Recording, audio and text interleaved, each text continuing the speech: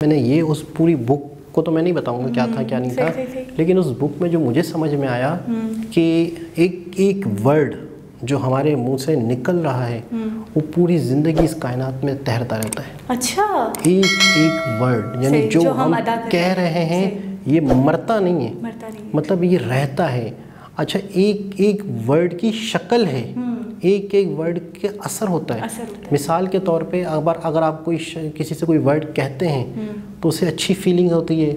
आपसे कोई वर्ड कुछ कहता है, कोई बात कहता है। अस्सलाम वालेकुम, नमस्ते, सत श्री अकाल, कैसे हैं आप लोग? उम्मीद करती हूँ ठीक होंगे, खुश होंगे। मैं हूँ हसीका अली और मेरे साथ हैं तारिक नियाजी। अस्सलाम वालेकुम, नमस्ते, सत श्री अकाल। उम्मीद करता हूँ ठीक होंगे, खुश होंगे। दोस्तों, जहाँ रहें खुश रहें, माँ बाप का ख्याल करें, क्योंकि माँ बाप हैं तो सब कुछ है। चैनल को सब्सक्राइब, वीडियो को लाइक, दूसरे के साथ शेयर और बेल आइकन को तो ज़ोर से प्रेस करें ताकि हर नई आने वाली वीडियो का नोटिफिकेशन आपके पास तुरंत पहुंच जाए। तो आज की हमारी वीडियो है top most mysterious facts about Sanskrit. So start करते हैं अपनी वीडियो को, लेट्स स्टार्ट। ओके गाइस, तो वीडियो का टाइटल है top 10 mysterious facts about Sanskrit language. So start करते हैं अपनी वीडियो को। मुझे लग रहा है बहुत video interesting. Welcome to share study friends.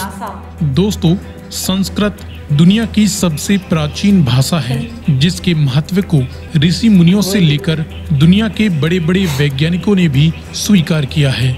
आज अमेरिका, रसिया, यूके और जर्मनी की बड़ी बड़ी टॉप यूनिवर्सिटीज में भी संस्कृत भाषा सिखाई जाती है और इस पर रिसर्च भी की जाती है। जर्मनी में तो आलम ये है कि वहाँ संस्कृत भाषा सीखने वालों की डिमांड के अकॉर्डिंग टीचर्स नहीं हैं। दरअसल वैदिक संस्कृत के कई रहस्यमय ग्रंथों व उनमें मौजूद मंत्रों के चमत्कारिक अर्थों को अब तक डिकोड नहीं किया जा सका है। संस्कृत एक ऐसी भाषा है जिसका उच्चतम साहित्य व विशाल व्याकरण सदियों से मौजूद है। इस भाषा को विलुप्त होने से बचाने के लिए हर संभव प्रयास किया जाना चाहिए, जिसमें मानव सभ्यता की शुरुआत का वजूद मौजूद है। इसीलिए आज के इस वीडियो में हम संस्कृत भाषा से संबंधित 10 बहुत ही इंटरेस्टिंग और मिस्टीरियस फैक्ट्स की जानकारी प्राप्त करेंगे, जिन्हें जानकर इस भाषा के प्रति आपका नजरिया बदल जाएगा। शुरुआत करने से पहले आपके लिए एक सवाल है कि इस वक्त दुनिया में सबसे ज्यादा कठिन भाषा कौन सी मानी जाती है? आप इसका जवाब वीडियो के नीचे कमेंट में लिखकर जरूर बताएं और जानकारी पसंद आए तो वीडियो को लाइक करते हुए ज्यादा से ज्यादा शेयर करें। आगे भी इसी प्रकार के इंफॉर्मेटिव वीडियोस पाते रहने के लिए चैनल को सब्सक्राइब करें। तो चलिए शुरू करते हैं। शुरुआत करते हैं नंबर 10 से। Mother of all languages. Sanskrit दुनिया की सबसे प्राचीन भाषा है, जिसमें शुद्ध वैदिक संस्कृत और व्याकरण से परिपूर्ण लौकिक संस्कृत आती है। इस भाषा की एक्चुअल शुरुआत को कोई नहीं जानता, लेकिन दुनिया की हर एक भाषा में इसके रूट्स मिल ही जाते हैं। कई भाषाओं के शब्दों का निर्माण संस्कृत से ही उत्पन्न माना जाता है। इस वजह से इसे सभी भाषाओं को उत्पन्न करने वाली मदर ऑफ ऑल लैंग्वेजेस माना जाता है। उदाहरण के लिए कुछ शब्द देखें। संस्कृत में जो द्वार है उसे अंग्रेजी में डोर कहा जाता है। अंग्रेजी में जो मीडियम है उसे संस्कृत में माध्यम कहा जाता है। उसी प्रकार भ्राता से ब्रदर, माता से मदर, पितर से फादर, तीन को ट्राई और ऐसे अनेकों शब्द आपको ग्रीक, लैटिन और अंग्रेजी में मिल जाएंगे। उसी प्रकार रसियन भाषा में कुछ शब्द देखें। संस्कृत का अग्नि रसियन में ओगोन कहा जाता है। उसी प्रकार भगवान को रसियन में बोग कहा जाता है। स्वयं को रसियन में सोई कहा जाता है। मांस को म्यासो कहा जाता है और भी ऐसे कई शब्द हैं। इसी प्रकार जर्मन के साथ साथ दुनिया की सभी भाषाओं में आपको संस्कृत की झलक देखने को मिल ही जाएगी। बल्कि अगर सभी भाषाओं की डिटेल्ड स्टडी की जाए, उनकी शुरुआत, उनके रूट्स पर ध्यान दिया जाए, तो आप अपनी ही भाषा से चकित हो जाएंगे। इसके बाद number 9, most suitable language for artificial intelligence. NASA के वैज्ञानिकों की रिसर्च के अकॉर्डिंग ये प्राचीन भाषा वर्तमान समय में कंप्यूटर्स के लिए मोस्ट सुटेबल लैंग्वेज मानी जाती है, जिसका इस्तेमाल वे 5th व 6th जनरेशंस के सुपर कंप्यूटर्स में आर्टिफिशियल इंटेलिजेंस में भी करने वाले हैं। इसीलिए उन्हें इसकी रिसर्च व स्टडी की आवश्यकता है। और यूं भी प्राचीन भारतीय ग्रंथों में संस्कृत का इस्तेमाल कोडिंग के रूप में ही किया जाता था। इसके बाद number 8, crystal clear meaning of everything. दोस्तों, नासा के एक वैज्ञानिक रिक ब्रिग्स ने एक बार कहा था कि दुनिया में संस्कृत से ज्यादा स्पष्ट भाषा और कोई नहीं, जिसके एक शब्द के अर्थ से ही सब कुछ स्पष्ट हो जाता है।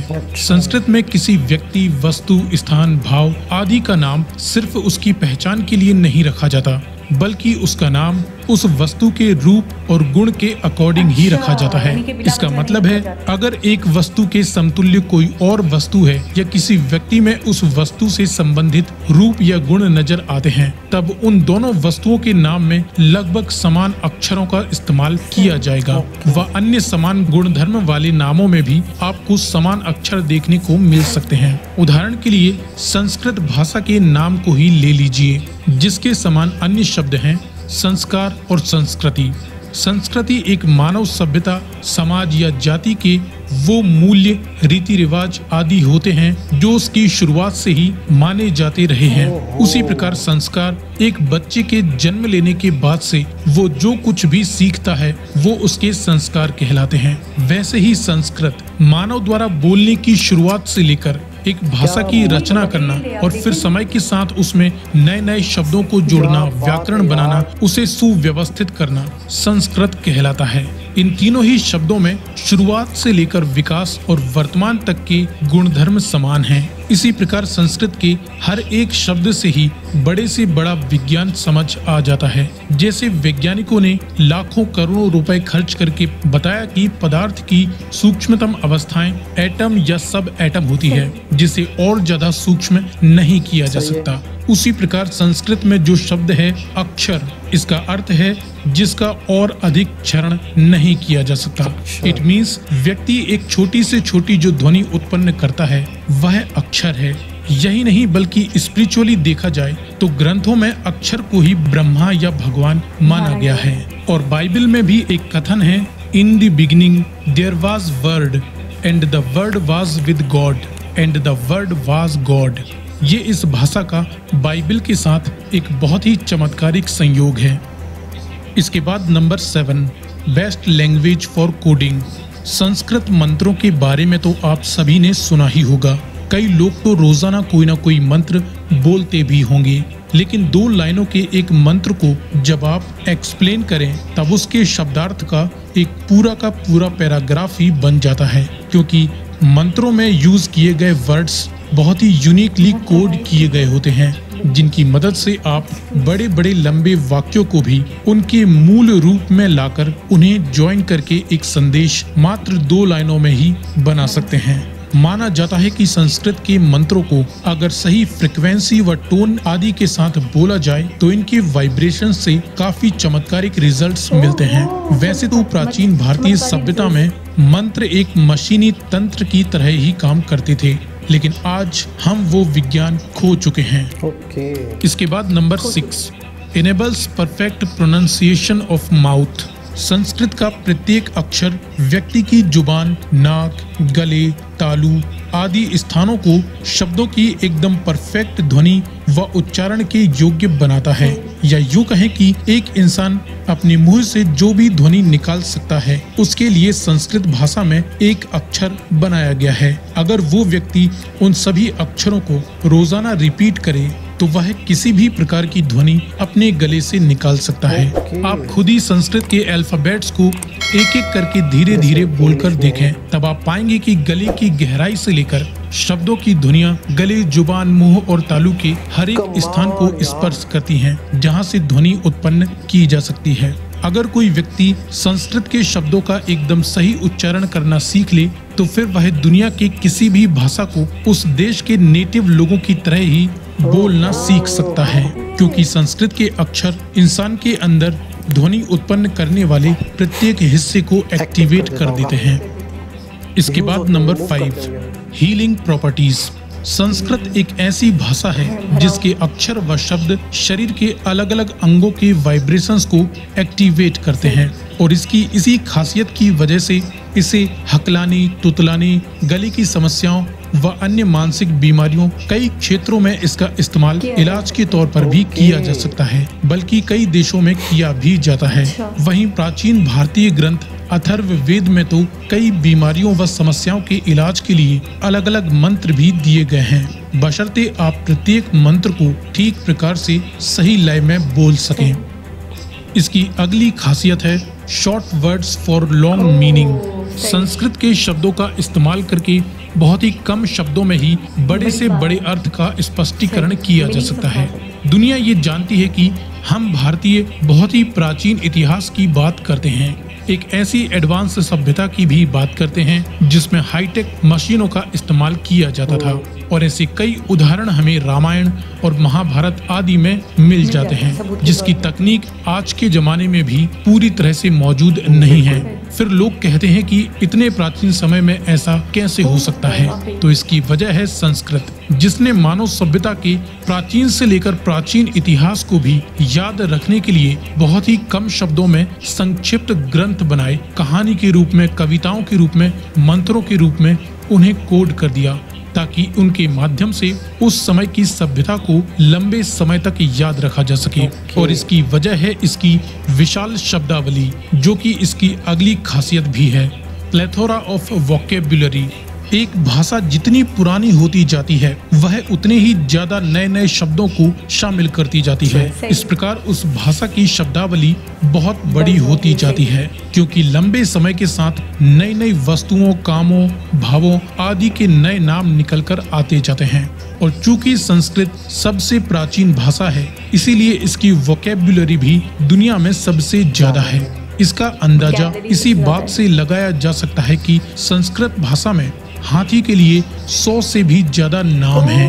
अब आप खुद ही अंदाजा लगाएं, यदि आपके दिमाग में बहुत सारे शब्द हों, तब आप कितने ही कठिन से कठिन व गूढ़ संदेश को भी बहुत ही आसान तरीके से शब्दों के माध्यम से प्रस्तुत कर सकते हैं। आप कहानी भी बना सकते हैं, कविता भी बना सकते हैं, तुकबंदी वाले मंत्र भी बना सकते हैं, क्योंकि इस भाषा में शब्द भरपूर है। और सिर्फ धरती के ही नहीं, बल्कि ब्रह्मांड की भी व्याख्या इसके शब्दों में मिल जाती है। और यही इसकी अगली खासियत है, sound of the universe. Sanskrit ने न केवल धरती पर हर एक चीज का नामकरण किया, बल्कि इसने ब्रह्मांड की भी ध्वनि को बहुत ही गहन व सूक्ष्म तरीके से डिकोड किया, और फिर उसे आ, उ और अम इन 3 के रूप में संयोजित करते हुए ओम नाम का अक्षर दिया। और आज जब वैज्ञानिक यूनिवर्स के अलग अलग प्लैनेट्स व सूर्य की आवाज को हाईटेक मशीनों से रिकॉर्ड करते हैं, तो वह आवाज कुछ इस प्रकार होती है।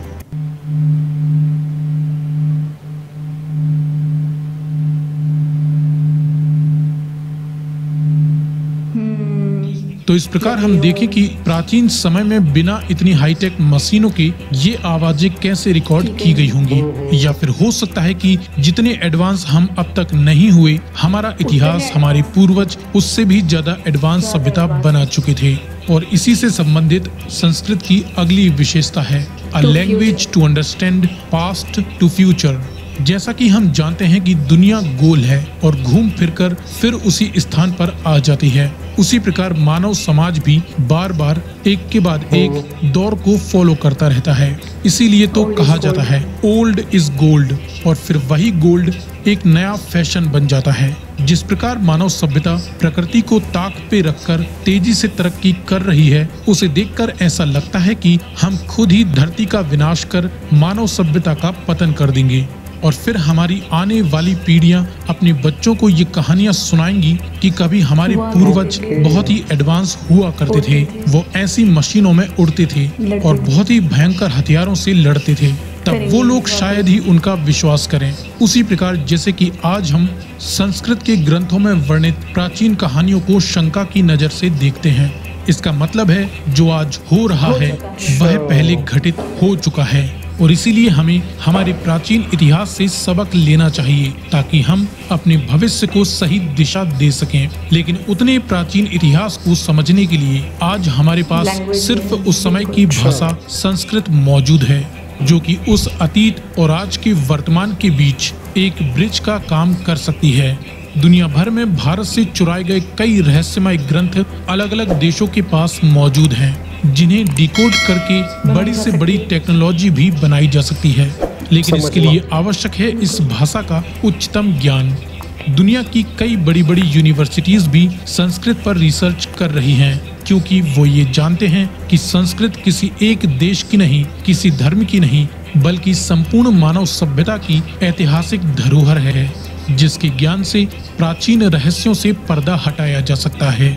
लेकिन हम भारतवासी इस अनएक्सप्लोर्ड ट्रेजर से दूर होते जा रहे हैं। आगे चलकर कहीं ऐसा ना हो जाए कि जब दुनिया संस्कृत के दम पर रिवॉल्यूशनरी तरक्की करे, तब हम अपने आप को कोसते रह जाएं। ऐसा ना हो, इसीलिए संस्कृत भाषा के महत्व को प्रत्येक भारतवासी को समझना चाहिए। दोस्तों, ये जानकारी आपको सही लगे तो वीडियो को लाइक करते हुए ज्यादा से ज्यादा लोगों तक शेयर जरूर करें। साथ ही आगे भी इसी प्रकार के इंफॉर्मेटिव वीडियोस पाते रहने के लिए चैनल को सब्सक्राइब करें। क्या बात है, मतलब इतने मिस्टीरियस फैक्ट्स संस्कृत के बारे में। अच्छा, मुझे थोड़ा सा आइडिया तो था कि दुनिया की सबसे पुरानी लैंग्वेज है। नहीं, मुझे पता क्या था, हमने अपनी बुक्स वगैरह में पढ़ा था बिल्कुल इनिशियली जब हम 4 to 5 क्लासेस में थे और PST ऐड हुआ था, तो तब मैंने जब लैंग्वेज उर्दू लैंग्वेज के बारे में पढ़ा था तो बताया गया था कि इसकी इब्तिदा कैसे हुई और मतलब ये कैसे बनी।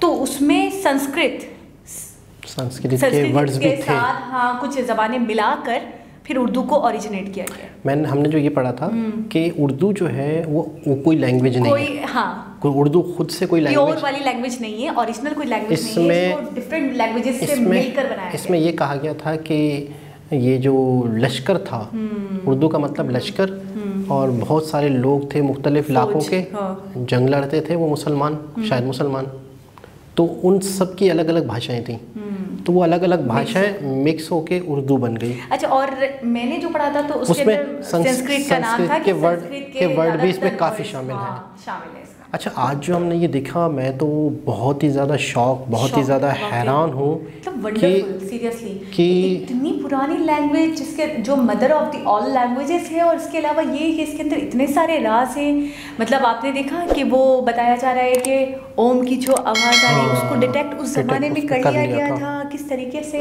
और इसके अलावा अच्छा सारी ज़बानों में इसके वर्ड मिल रहे हैं, हर ज़बान के अंदर इसके वर्ड्स पाए जाते हैं कहीं ना कहीं। और सबसे बड़ी बात ये कि ये इसकी वोकैबुलरी बहुत ज़्यादा मतलब बड़ी है, बहुत ज़्यादा है।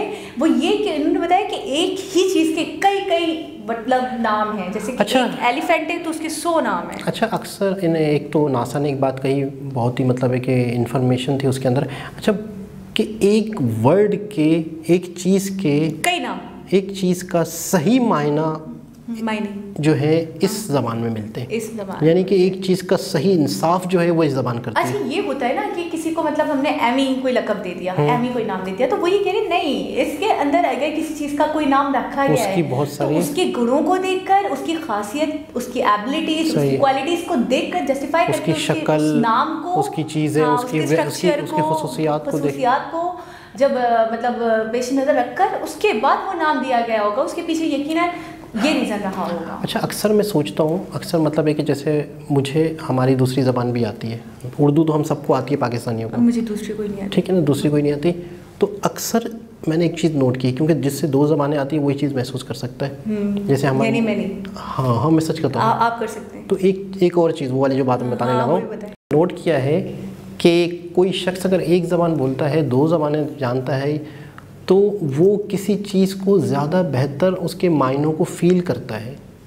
मिसाल के तौर पे कि एक शायरी अगर आप इंग्लिश समझती हैं और इंग्लिश के अंदर कोई सॉन्ग है, अगर आप इंग्लिश समझती हैं और उसका कोई, आपकी नहीं मेरी बात, अच्छा आप इंग्लिश समझती हैं, तो इंग्लिश के अंदर कोई सॉन्ग है, ठीक है, और वो आपने सुना, सही है, तो वही सॉन्ग को आप अगर ट्रांसलेट करती हैं उर्दू में तो आप उसकी वो फीलिंग आपको नहीं आएगी। वो चीज़, वो इंग्लिश में जो वर्डिंग है, जो मज़ा दे रहा है, जो मज़ा आप उसके जो मायने रफली बोलने, हाँ, जो मज़ा दे रहा है या जो मायने दे रहा है, यानी कि जो कोई पोइट्री है या कोई सॉन्ग है जो वो इंग्लिश में अपनी ओरिजिनल लैंग्वेज में जो मज़ा दे रहा है, जो चार्म दे रहा है, मिसाल के तौर पे मिसाल के तौर पे कोई मुहावरा है इंग्लिश का, कोई बताएं, कोई सा उल्लू का बट्ठा नहीं, इंग्लिश का कोई मुहावरा है, सन ऑफ गन, कोई सा भी, द सन ऑफ गन्स, ठीक है ना, उसका मज़ा उसी में एक है। अच्छा, जो वो नहीं समझ रहा उसे नहीं पता, तो आप शायद मेरी बात को समझ गए। लेकिन आप मेरी बात को नहीं समझ क्योंकि मैं समझ नहीं रहा, क्योंकि आप मेरे सन ऑफ गर्ल्स। ये आप बताएंगे, ज़्यादा तो नहीं हो गया? खैर दोस्तों, बात बहुत सीरियस हो रही थी कि संस्कृत में एक ऐसा, अच्छा एक चीज़ तो ये हो गई कि वो इतनी पुरानी ज़बान, लेकिन उसके जो बोलने का अंदाज़ है, अगर सही तरीके से, सही आवाज़ में, सही अक्षर सही तरीके से, सही पिच के साथ यूज़ किए जाएं तो उसकी बाकायदा वेरिएशन, वाइब्रेशन है और वो असर करती हैं। चमत्कार हो सकते हैं, वो ये करिश्मे हो सकते हैं, वो जो हम सुनते हैं ना कि जैसे एक मंत्र। अच्छा, तो मेरे फादर एक दफ़ा जिक्र कर रहे थे, मैं इन चीज़ों पे इतना मतलब मेरा नहीं था, बिलीव नहीं था, तो वो मुझे बोलने लगे कि ये चीज़ें बहुत मतलब मायने रखती हैं, इनके अंदर बहुत मतलब समझे बड़े करिश्मे, बड़ी चीज़ें, बड़ा चमत्कार छुपा होता है। तो मैंने मतलब वो कैसे लगे, बताने लगे कि एक सिंगर थे तानसेन, शायद पुराने सिंगर थे, बादशाहों वगैरह के दौर में रहा करते थे, वो उस वक्त हुआ करते थे। तो उन्होंने एक राग घेरवी गाया था, तो कुछ ऐसा हुआ था कि सच्चे सुर छिड़ गए थे और पानी में आग लग गई थी, और ये सब ने देखा था, और ये सच्ची हकीकत बात है। बहुत सारे ऐसे वाक़े हैं। अच्छा, एक बुक मैंने पढ़ी थी जिसमें मैंने ये, उस पूरी बुक को तो मैं नहीं बताऊंगा क्या था क्या नहीं था, लेकिन उस बुक में जो मुझे समझ में आया कि एक वर्ड जो हमारे मुंह से निकल रहा है वो पूरी ज़िंदगी इस कायनात में तैरता रहता है। अच्छा, एक वर्ड, यानी जो हम कह रहे हैं ये मरता नहीं है, मतलब ये रहता है। अच्छा, एक वर्ड की शक्ल है, एक वर्ड के असर होता है। मिसाल के तौर पे अगर आप किसी से कोई वर्ड कहते हैं तो उसे अच्छी फीलिंग होती है, आपसे कोई वर्ड कुछ कहता है, कोई बात करता है, आप आपको उससे नफरत सी फील होती है, कुछ सैड फीलिंग्स आ रही होती हैं। तो ये बाकायदा मतलब उस बुक में ये था कि हर वर्ड की शक्ल होती है, हर वर्ड के मायने होते हैं जो असर करते हैं, और हर वर्ड का एक असर होता है जो छोड़ जाता है। बिल्कुल ठीक। तो अच्छा, संस्कृत की जहाँ तक हम बात करें तो संस्कृत तो वैसे ही मुझे लगता है कि इसके मिस्टीरियस फैक्ट्स को अगर हम नहीं भी जानते तो ये ऐसी लैंग्वेज है जिसके बारे में हर कोई नॉलेज रखता है, थोड़ी बहुत हर कोई जानता है। कम से कम इतना तो लोगों को पता ही है कि सबसे कदीमी ज़बान है, और सबसे ज़्यादा मतलब ऐसी ज़बान है जिसके अंदर मतलब मुझे ऐसा लगता है कि बहुत सारी चीज़ें, बहुत सारे सीक्रेट्स हैं इसमें छुपे हुए। जैसे उन्होंने कहा डिकोड करेंगे हम, ठीक है। अच्छा, वो कर भी रहे, वही कह रहे हैं कि हम इंडियन या हम हिंदूवासी इस चीज़ से दूर हो गए, या इसको भूल चुके हैं, या इसको इग्नोर कर चुके हैं, लेकिन वो गैर मज़हब के जो लोग हैं, या वो इस तरीके के जो बाहर के लोग हैं, गैर मुल्की लोग हैं, वो ये कर रहे हैं कि इसको डिकोड करके इससे फ़ायदा उठा रहे हैं। जर्मनी में टीचर कम है, टीचर नहीं है पढ़ाने वाले, इतनी वहाँ पे डिमांड है। US, UK हर जगह तो वो कह रहे हैं, कनाडा, बड़ी बात है। अच्छा, ये एक तो ये बताया, एक वर्ड एलिफेंट के 100 मतलब 100 तरीके से, यानी कि आप उसको कितने, अच्छा 100 का मतलब पता क्या है, डिफरेंट वर्ड, कि आप उसको कौन सी जगह पे कौन सा लफ्ज़ यूज़ करें। यानी कि अब एलिफेंट की इसकी ये कंडीशन है तो आप उसको ये कहें, मतलब नहीं वो 100 वर्ड तो हैं, वो एलिफेंट नहीं है, लेकिन सही मायनों में देखो उस 100 वर्ड को आप कहाँ यूज़ कर रहे हैं। उन्होंने ये कहा कि जैसे कि आप आराम से प्रोनाउंस कर पाओ, आपके लिए इजी रहे, जो आपको ज़्यादा सुइटेबल लगे आप वो यूज़ करो, ये कहने का मकसद। लेकिन ये है कि कहीं पर कौन सा लफ्ज़ यूज़ करें, कहाँ पर कौन सा लफ्ज़ यूज़ करें। उर्दू में भी बहुत सारे ऐसे लफ्ज़ डबल हैं, तो उसके मायने मौका महल मैं मौका महल की बात कर रहा हूँ कि इस सिचुएशन में हाथी को हम ये लफ्ज़ यूज़ करें, इस सेंटेंस में हम हाथी को ये या फिर आपको जो इजी लगे, क्योंकि वीडियो में इस तरीके से कहा गया था कि जो आपको इजी लगेगा, जिसको आप प्रोनाउंस अच्छे से कर पाओगे, जो आपको मुश्किल ना लगे, क्योंकि एक मुश्किल भी होगा, एक वर्ड ऐसा है जो प्रोनाउंस करने में आपको दिक्कत हो रही है, तो आप आसान वाला वर्ड यूज करें। अच्छा, और दूसरी चीज़ ये है कि ये ज़बान सीखने से आपके गला, आपकी मतलब है कि जो गले के जो मतलब है कि पूरी चीज़ें हैं जो यूज़ होती हैं आवाज़ निकालने में, वो सारी की सारी एक्टिव होती हैं, तलफ्फुज़ अच्छा हो, ठीक है। उसके बाद अगर कोई भी लैंग्वेज का आप कोई लफ्ज़ यूज़ करेंगे तो आप उसकी अदायगी भरपूर तरीके से कर पाओगे। उस तरह के लोगों की नेटिव पीपल जिस तरीके से बोल पाते, मतलब आउट ऑफ कमाल, इतने ज़्यादा सीक्रेट, इतने ज़्यादा, और मैं कहता हूँ कि ये छोटी सी वीडियो में शायद बहुत ही कम बताए गए होंगे, बहुत ही कम, मतलब और भी बहुत सारी हमारे लिए आज की जो वीडियो है, मैं कहता हूँ भर के हमें नॉलेज मिली है, और ये हमारे लिए सबसे ज़्यादा शॉकिंग रही है, क्योंकि हम संस्कृत के बारे में पहले भी सुन चुके थे, लेकिन इतनी मिस्टीरियस लैंग्वेज है ये नहीं पता था, इतने फैक्ट्स इससे वाबस्ता है ये नहीं पता था। ठीक है, बहुत ज़बरदस्त इन्फॉर्मेटिव वीडियो थी, जिसने भी सजेस्ट की है बहुत शुक्रिया। तो दोस्तों दोबारा किसी और वीडियो के साथ आपसे मुलाकात होगी, जब तक के लिए अल्लाह हाफिज़।